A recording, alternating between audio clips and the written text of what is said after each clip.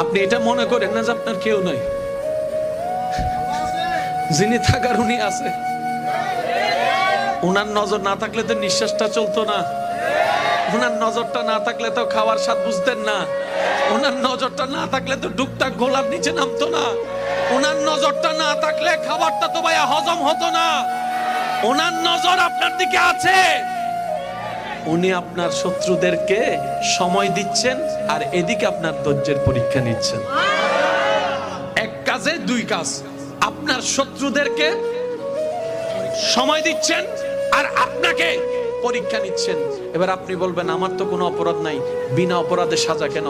তাইলে তো আপনার জন্য ডবল শুকরিয়ার বিষয়। সেটা হচ্ছে আল্লাহ তাআলা আপনাকে 10,000 বছর আগুনে জ্বলার মতো গুনাহ যেটা আপনি করেছেন ওইটা থেকে বাঁচানোর জন্য 3-4 মাসের 3 বছর 5 বছরের একটা দুনিয়ার কষ্ট দিয়ে দিচ্ছেন। সুবহান।